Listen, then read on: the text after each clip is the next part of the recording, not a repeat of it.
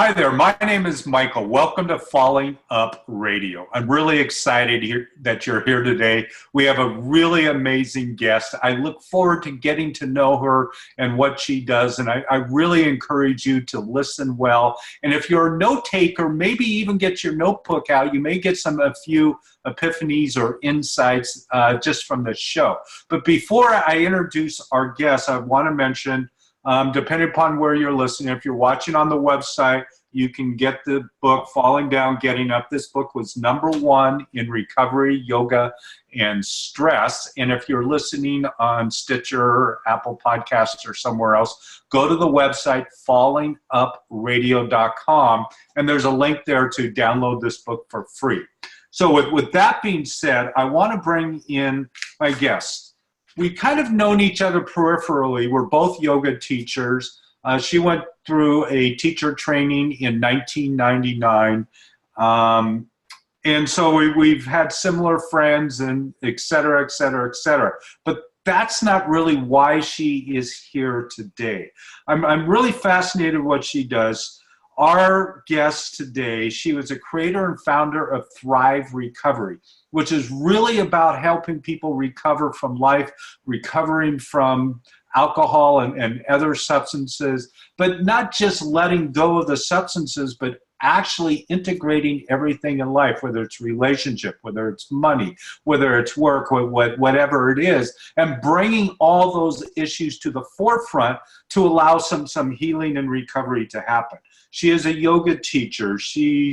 I believe she's a tapper too. She studied holistic health and nutrition at Integrated Nutrition. She's studied business at University of Texas in Austin. It goes on and on and on. I actually have 6 pages of notes here. I can't believe how many notes I have, and we'll never get to everything. Her name, and I don't jump in yet, Amy Guerrero. I discovered Guerrero means warrior. And I think that's pretty good. So we have a warrior today as a guest. So Amy, welcome to Falling Up Radio. Oh, thank you so much for that amazing introduction. And I feel so open in my heart when I hear that, like, I actually have made these things happen in my life. I'm like, oh my gosh, like, that's so amazing. And it's so, it's an honor to be here. I love what you're up to. I love that we have been running around each other in this circle. And what's really, truly bringing us together is total integration and recovery of all the things that we have in common. And that's so beautiful to actually be here with you right now. Is so amazing. So thank you so much for having me. Yeah, thank you, Amy. And I want to ask you, first of all, I know you didn't pick your name, but where did you discover your name meant warrior, and how is that today? Wow. Now I want to jump into something else. Yeah, no, that's such a great question, because I didn't discover it until like high school.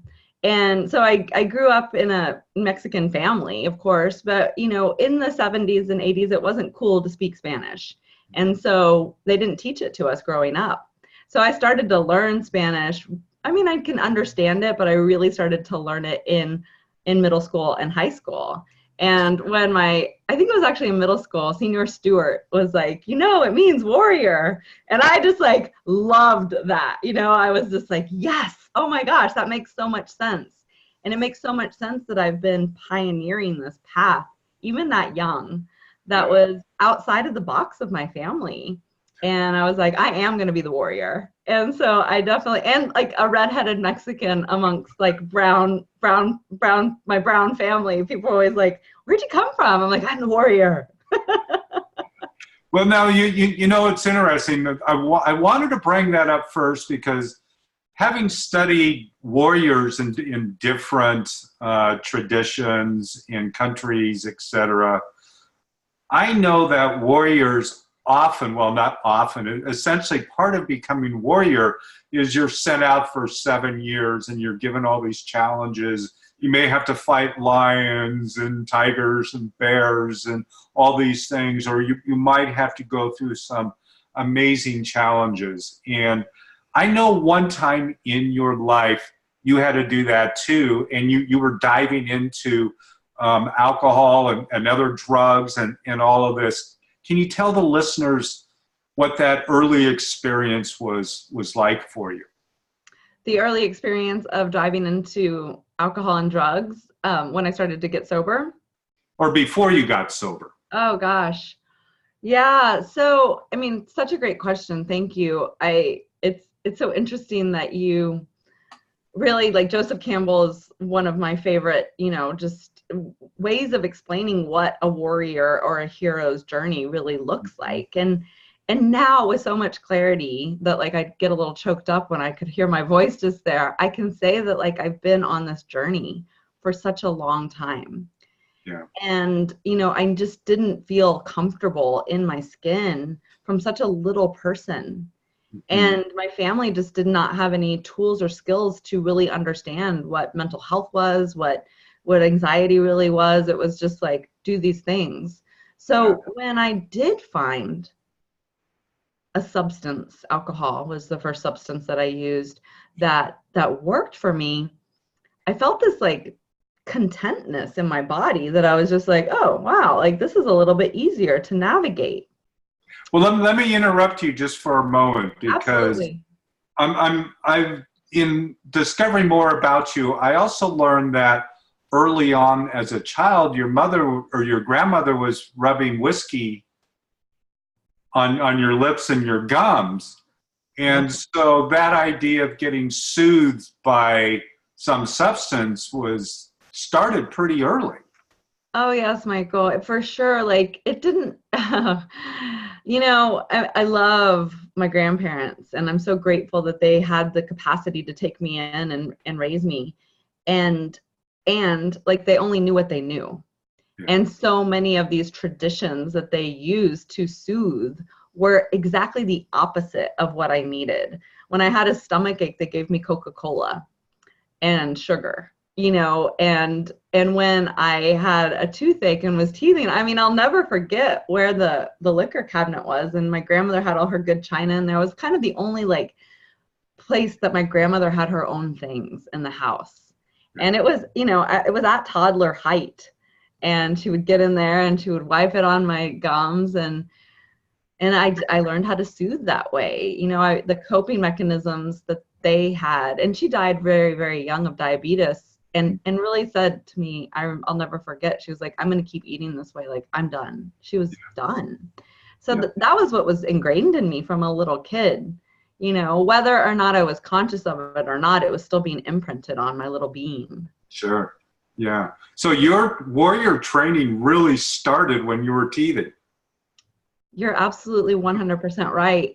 Actually, I would say it probably started in utero, because my mom already knew that she didn't want me. And she was raped by her father her whole life.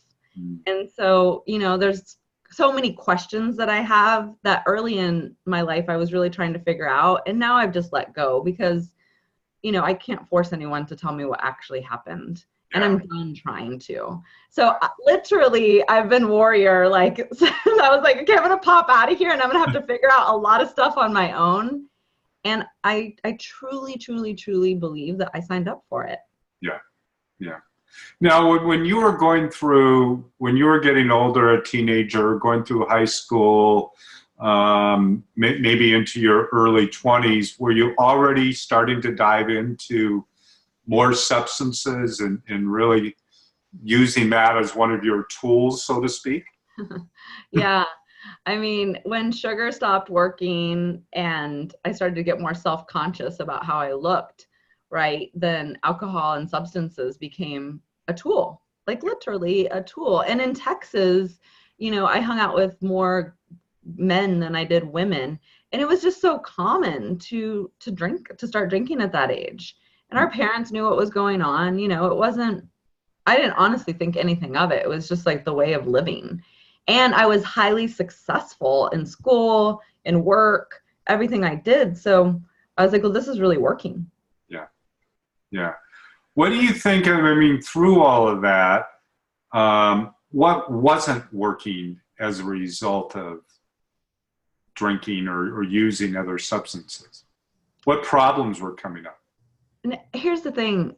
I am at this point already, I would say in middle school, I was already a master at hiding what was really happening inside me, because I was so concerned that I was going to be left. Like, my original incident is that abandonment. Mm-hmm. And so I would do anything, Michael, absolutely anything, to feel love and to know that people weren't going to leave me. And that meant masking my emotions and becoming whatever anyone else wanted me to be. Yeah. And that behavior is so intense, you know, and consciously, I didn't know. I looked like I was thriving. I looked like I was doing so well in school, with friends, with all of the things. I was going to be the first person to go to college. And so the alcohol wasn't working at all. I was blacking out very young. I was getting taken advantage of. There was a lot of sexual encounters that I did not agree to. It was affecting, I could have done better in school. You know, I could have, my heart was so open. I was seeking so much spirituality, and I literally found it in the spirit of alcohol. Yeah. You know, and that's real. And I really want people to hear that, because it is a spirit. It was meeting my needs. And the whole time, my higher self knew I was not happy. And I just kept going on that, right, for a really long time. you know? So you knew back then that it was a problem. Oh, yeah, for sure. Yeah. You know, I wasn't able to handle the amount that I was drinking. Yeah. And I knew that, like, everyone else seemed to do the same thing, but I felt worse the next day. I had more shame. I had more guilt. I had more friction with it. It's like everyone else that didn't remember what happened last night was like, what's the big deal? Like, it's okay. Like, everyone's doing it. And I was like in depths. Like, I found some journals from my early in high school, and I was already like, I can't keep, you know, what am I doing? I'm hiding who I am. I was already saying things like that to myself. And I just didn't see another solution. It was just a part of, it was just what I did. Yeah.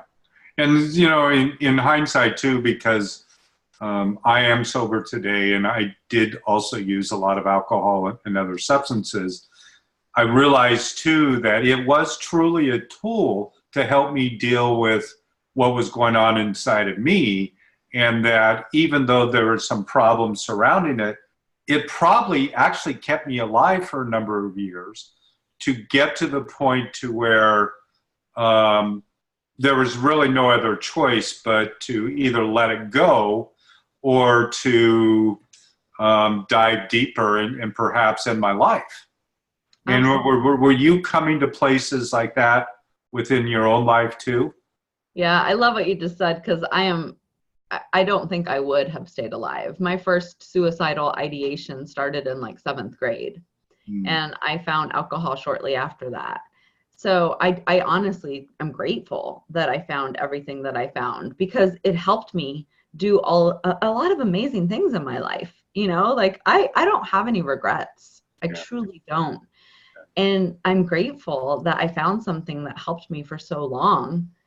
And, you know, I had some experiences. I was still, for me, no one could take the seeker out of me, no matter how much they kind of tried to beat it out of me. Like, that's so silly. You're so silly. All these crazy ideas you have, especially when I lived in Texas, you know, they're just like, you're so weird. And I'm like, I can't help it. Like, I'm just so curious.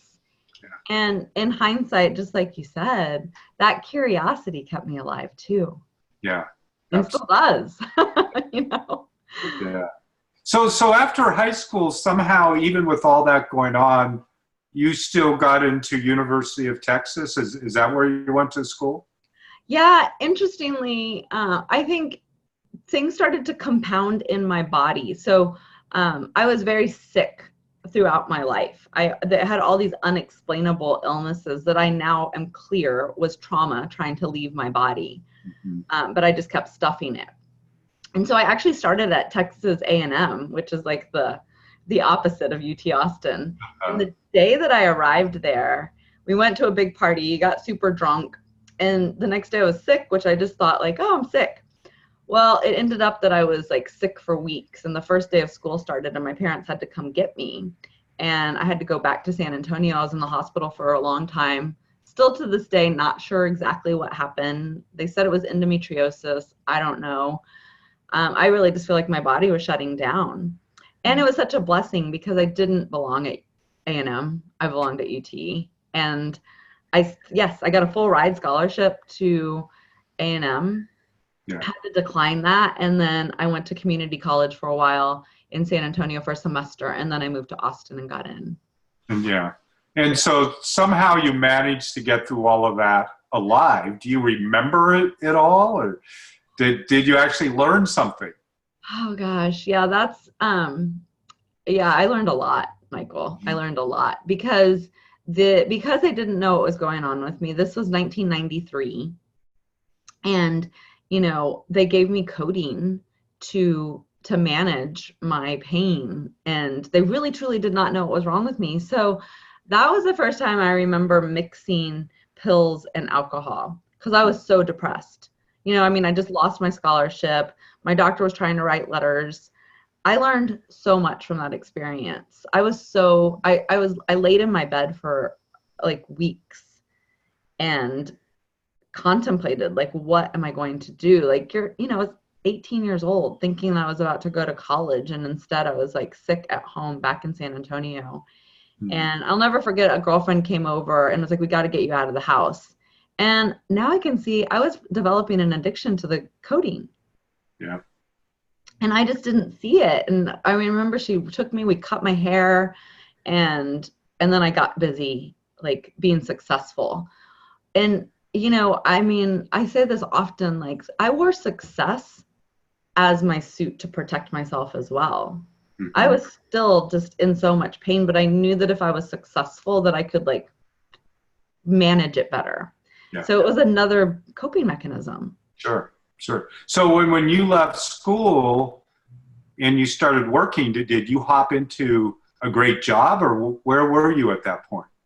Yeah, that's a great question. I have always been very successful. I started my first business in high school in real estate, and I continued that. So while I was in college, I had a full-time job managing an apartment building. And I truly believe that experience, going to school full-time, managing 265 units in Austin, Texas, was probably the best education that I could have had. I learned so much about people and how to manage a business. I didn't have a boss. I was my own boss. I had the owner that I reported to, but I did such a good job. He was just like, go girl. And, so I was already I had that entrepreneurial spirit and really preferred to not be managed, but to be mentored. I was already like defiant. Like, I've got this. That warrior spirit was definitely alive in me, Michael. Yeah. So, I graduated with honors and got scholarships. And I also had that full-time job. I had a pimp-ass apartment in Austin with 3 stories and a keg on every balcony. Of course, yeah. Yes. It was a fun time. And so when I graduated from college, that was a very confusing time for me. I did not do well with transitions. Mm-hmm. Like I said, my original incident's abandonment. So anytime something's about to end, my pattern would get really anxious and usually do something to mess it up, to set it on fire. And that's in 1999, that's when I started using cocaine. Wow. And I really thought like, okay, now I've really got something figured out. Yeah. And somewhere in there too, you started yoga, right? The same year, almost within the same month, about a month before I found cocaine, I started yoga. Wow. So Jennifer opened the Bikram studio in Austin, Yoga Vida, and I was like there every single day. So you started doing yoga, you weren't sober, you started doing cocaine. Was the cocaine helping with your yoga, or? At that point it was so new, it was just fun. Like there was all this exploring. Like I would partied with a lot of ecstasy in those days as well. And so it was just like this new kind of designer thing that like the rich people in Dallas did. And now I could do it too. In Austin. Yeah, well, the people that introduced it to me were all from Dallas, and so they'd had cocaine in their life for a really long time, and we didn't have it in San Antonio, or I didn't know about it. Yeah. So interestingly, like, can you see how like the dichotomy? Like, I was so seeking something spiritual. Yeah. Found the yoga mat, and then what worked faster was the cocaine and the alcohol. Sure. Right, and so I was an anomaly. People were just like, you party so hard and then you still wake up and go to yoga. And it was just these masks that I could wear, and I could just take them on and off like so easily. Yeah. And where was I that whole time? Like my true essence was just like, what are you doing? Yeah. You weren't letting it out. Oh no, I was doing everything to hide it. Yeah. The warrior was like, I can survive anything, so bring it on. Yeah. And I was really slowly like, just in so much pain. It's like the phoenix, destruction and recreation, this cycle that happens. But that's a warrior, so you're still, I'm going to say you were still in warrior training, right? Absolutely. Go ahead. I was just going to say all of that. I mean, because 99 was such a big year for me. My birth mom, who I hadn't seen in several years, showed up on my doorstep in Austin. And that was the year that I told her, like, no, this is not allowed. You cannot just show up. No, I set like a limit and a boundary with her, which was so difficult. And then I left that job. I traveled to Europe. It was just like that, very much of that, like, what are you going to do next? Like, I feel like that was almost a peak of the warrior. Like, okay, now you've gotten the degree, you've done the things, now what? And that was when I started to move to San Francisco. And you had now become a yoga teacher, and you started teaching yoga. So there's all this outside stuff going on, yet inside you were still covering up, so to speak. I was 100% covering up. Yeah. I mean, I had all of these beautiful practices in my life, but no one really got to see who I was, including myself. My journal, I would really dump there. And I had started to see therapists at that point in my life as well, all through college, but I wouldn't tell them the whole truth because of fear of looking bad, of being judged. Yeah. You've got to, I mean, after all, you're going to a therapist, you have to look good at the therapist. I know, right? Right? It's bananas. Like, I'm going to be, because I was the #1 client, like, everywhere I went, including in my recovery. Yeah. So I was like, going to be the best client ever, you know? Yeah. And it's like, having been there, done that, I know it's like, go to therapy, and if I can prove to myself that I'm okay here, then I'm okay. But if I actually have to tell the therapist what's really going on, then I'm not okay. Yes. That really like hit me because it's just so true. And it's really why I choose to do the work that I do now. Yeah. Because when I dropped that mask, which didn't happen until I was like 36, and I found a spiritual teacher that could really help me. Yeah. I mean, so what triggered that end of the warrior training, I'm going to say, and the letting go of the alcohol or any other substances at the end of all of that?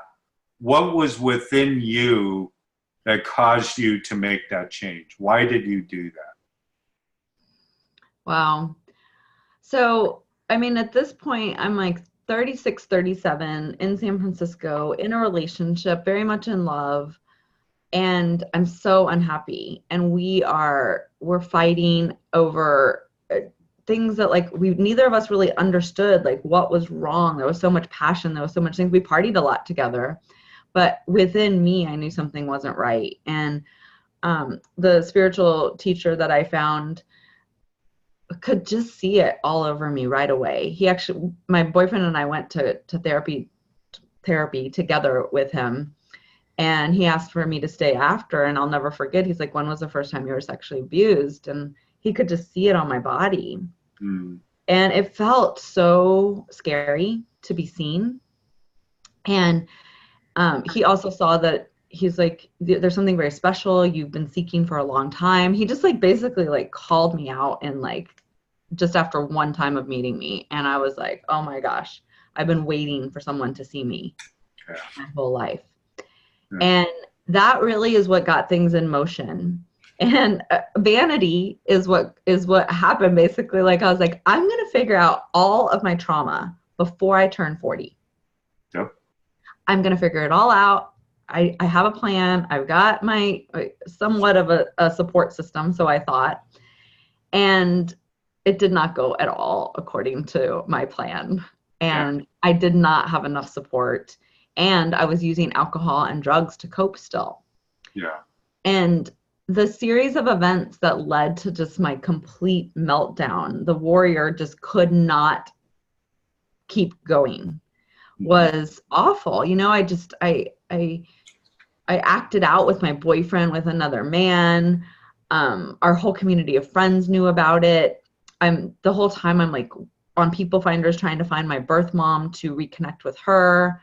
Then I'm trying to make like amends before I even knew what amends were with all these people in my life so that I could just go into my 40s with a clean slate. And how did that work, Amy? Oh my gosh, Michael, like talk about like, you know, just the just falling apart for 2 years. It was a falling apart process that, again, I have no regrets. Sure. Like, you know, every warrior, you know, at that point, I was just like, this is just my path. And of everyone that was helping me at that time, thank God that Kevin, my spiritual healer, was just there, because he's like, she's going to do what she's going to do. Like, this is her journey. And it was a rough couple of years. I mean, I was suicidal and awful. So what was that moment where you'd had enough? Was there something inside of you? Did you know it? What was it like, you know, this is the rain, now you're in the sun? I mean, how did it happen? I mean, was it just like one day there was epiphany? No, it was not. Because I was so the thing about wearing masks, and your listeners will probably maybe have never heard it this way, but will really understand this, is that when you're a mask wearer, when I was a mask wearer, I was so good at it that I could trick myself. Mm-hmm. And in my recovery, I was the ideal client. I was the ideal 12-stepper. I was the ideal smart recovery life ring. I mean, I did it all. And everyone was just like, oh my gosh, she's so successful. She's so good at it, that I was even tricking myself. But then I'd come home and be with myself, and I was so miserable inside. I was so miserable. And I would just get up and put that mask back on. And then I just would not be able to take it anymore. I would not be able to take that faking it. And I would go back to the behavior of choosing the substance to just like kill that feeling. And it worked, right? Yeah. But it was also at this point killing me quickly too. Yeah. And so what happened was I was not successful at dying. Like, no matter how much Xanax and wine, I mean, every time I went to the hospital, they're like, we don't know how you're alive. Well, I'm a warrior. Yeah. You know, I mean, I survived so many things that technically I should not have survived. And finally, in 2016, I had been trying to get sober for 2 years. I was mostly sober from that time, but every time I drank, I'd try to die. And I was like, okay, fine. I was in Rockport, Texas, in this like little pool of the bay, and I was drinking, and I just remember like the moon glaring on the water, and I was just like, fine, I'm done. I'm done trying this. Like, I've got to live now, and I've got to live in a way that I've never lived before. Yeah. And at this point, I had literally bins and bins of all of the recovery work that I'd done. And I took that with me to treatment that last time and was like, you gotta listen to me. you have to listen to me. Like no one's like can tell me, and I know what I need to do. I just need a safe place to be so that I can do it. Yeah. So you ended up in a treatment program. Yeah, I was in several at that point. So because, my family was just so scared, they just kept saying like, send her to treatment. And the treatment I needed was trauma work, and the places that I went did not have what they promised. They promised trauma work, but they didn't have trauma work. Yeah. Yeah. So today now, you have turned these experiences really into being a recovery coach. Yeah, I have. And helping other people have their own realization, or if they're desiring to find sobriety or recovery, but coming to that place with the recognition that perhaps recovery and sobriety is more than just letting go of substances. It's how we live our life. It's our job, it's our money, it's our relationship, perhaps early childhood trauma or ongoing trauma, all of that, and helping somebody in recovery really integrating those things and coming to a place where they can find a new way to live, so to speak. So what I've heard from you is that it was difficult. The sobriety part was difficult until the trauma was recognized and maybe dealt with some. Did I hear that right? You absolutely 100% did. Yes. And I love what you just said. And while you were talking, I just had this hit of what integration is something that you and I have had in common for such a long time, right? Like what I was seeking the very first time I went to that yoga class was an integration. And I started to find my relationship with my body in order to go like, well, what's this all like? Like I've had all these fragments and these masks, but now I want to have this union of self and bring it all together. And so looking back, like in 99, well before I even considered the idea that I would choose to live sober, this is what I was seeking. Yeah. And, I think that that's a unique part about my recovery, and also the biggest blessing that kept me alive. Like that seeking was something that I kept, that literally kept me breathing. Yeah. And so when I basically advocated for myself, because what I was asking for was met with like, go to more meetings, go talk to your talk therapist. If you stay for 6 months, then we'll do EMDR with you. Mm-hmm. I mean, I was like, wait, you're going to make all this money just so I can do EMDR? Like, and they wouldn't let me off site to go see a therapist outside of their treatment center. I mean, there's so many things that were broken, in my opinion, in the treatment model. And because I've had this warrior spirit, I was like, I'm going to put together my own program. And I'm going to do this in a way that, like, I know feels good. And I'm going to fumble and stumble through it because I didn't have one mentor. I had many mentors. And when I figured something out for myself, I immediately put all of those modalities together and started sharing it with other people, because I know that what is underneath there is what will give someone really truly let their nervous system relax. Yeah. To actually integrate. Yeah. And as we know as yogis, it's a delicate balance of holding on and letting go. Yeah. Yeah. And that's recovery. Yeah. So in your recovery today, it's letting go of the substances, doing some yoga, perhaps hiking near your home every day. Yeah. Perhaps good nutrition. I don't know. Are you plant-based? I am not plant-based. I eat intuitively at this point. So intuitive eating. Yeah. Yeah. Perhaps working with other people, writing, journaling. Yeah. So you've integrated all those things together. And then when you work with other people, you help them do that as well. Can you talk a little bit about what you do when you're working with somebody so the listeners can understand that? Yeah, for sure.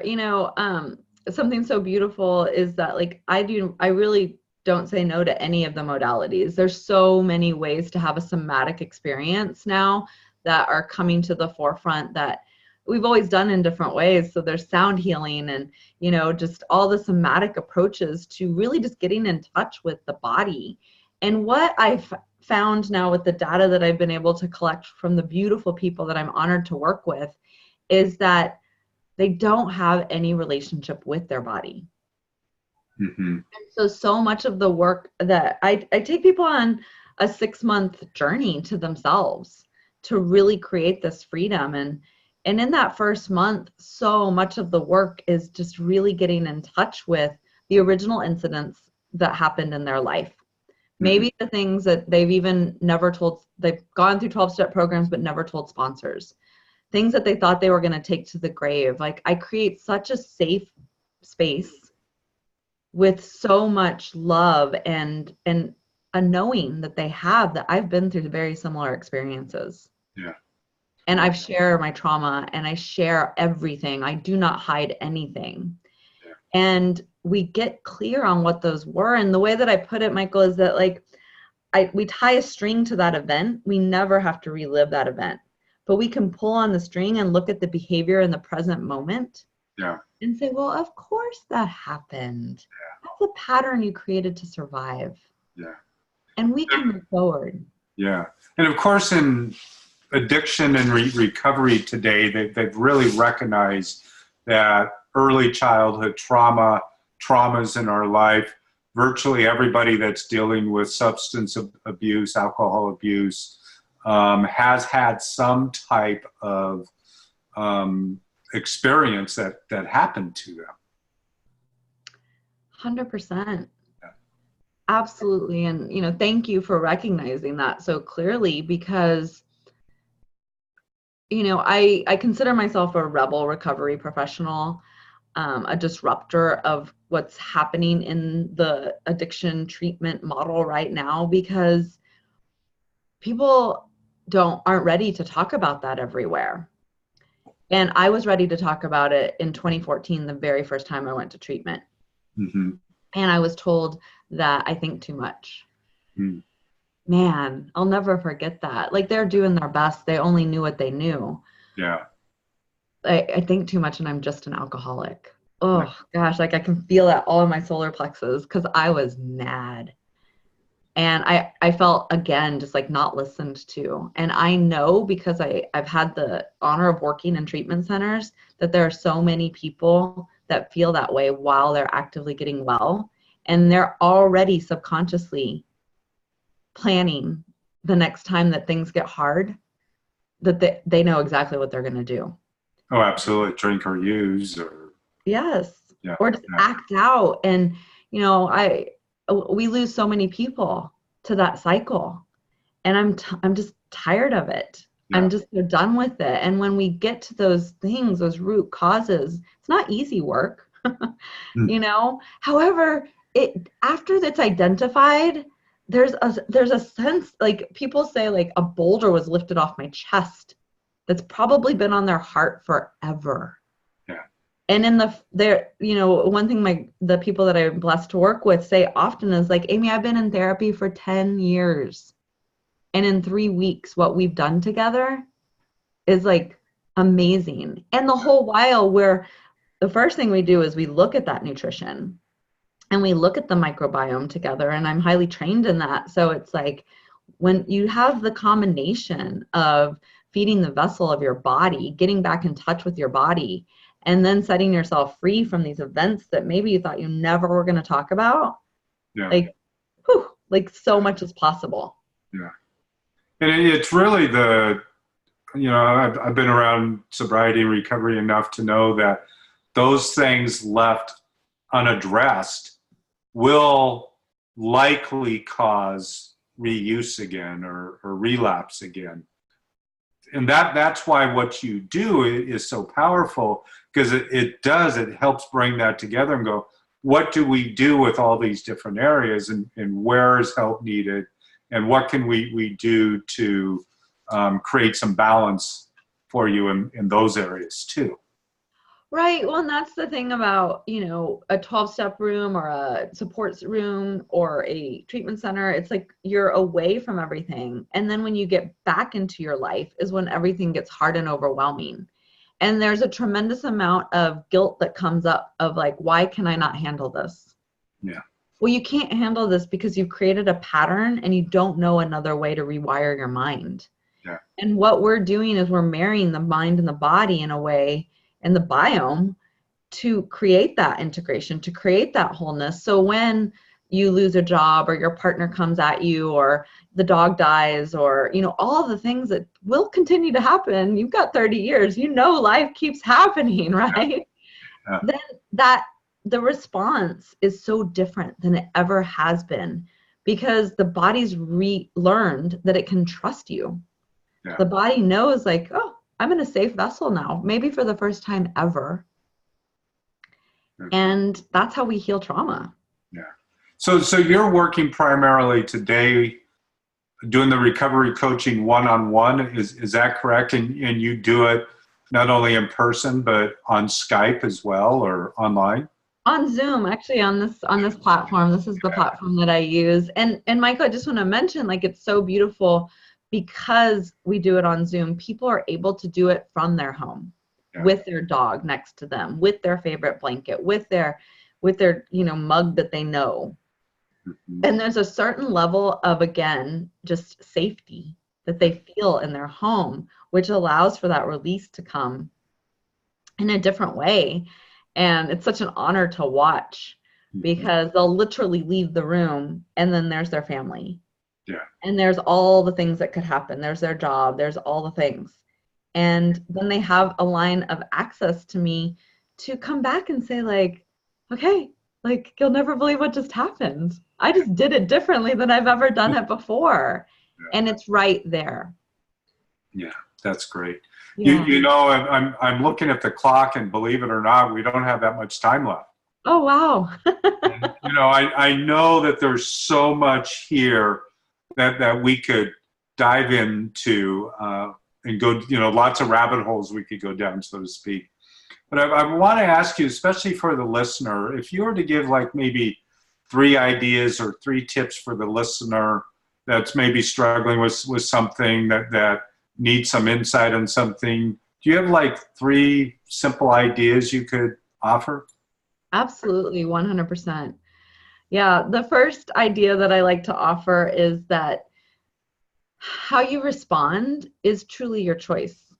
And the fun thing that I like to do is I have negative thoughts every day still. There's no doubt about it. And I started doing this thing where I arrest the thought. And I'll literally put my hand up. If you're not listening, or if you're not watching, I have my hand up next to my head and just grabbing the thought and throwing it away.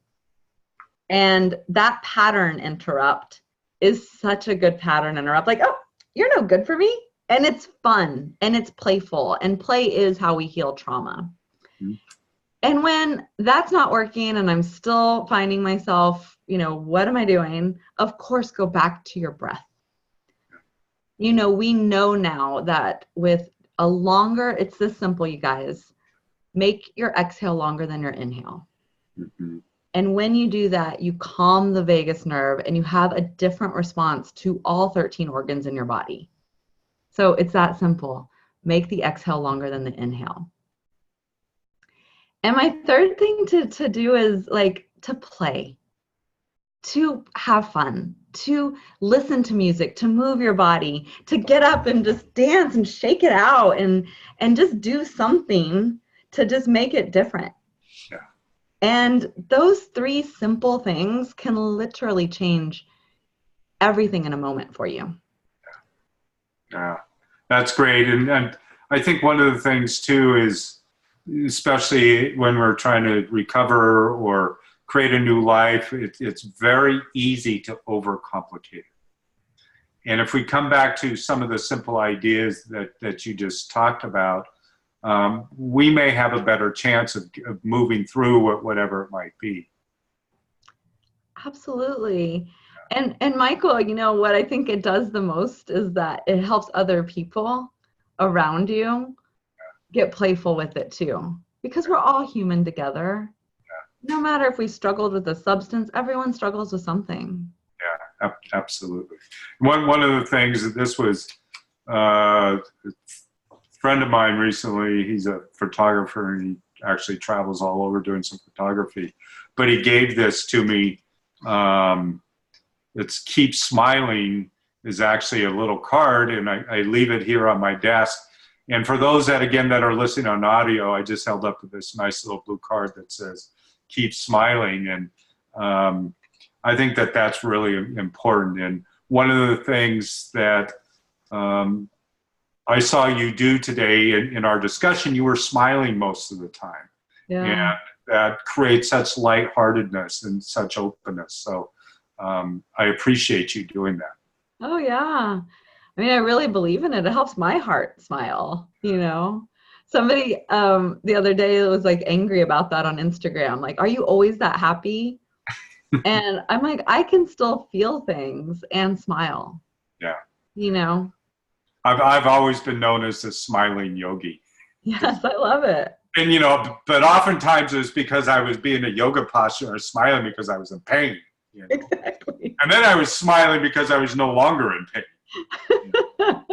So, We had no idea how slippery we could get. that's right. And how we could smile at it. Yeah. Yeah. So as we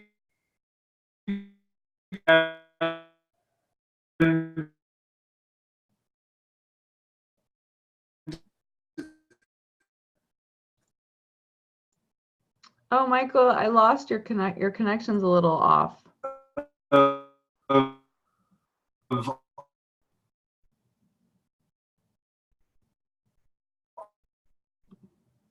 of our warrior is so important, and you went through so many years of warrior training, so to speak, through trauma and drinking and other substances and all the masks that you wore.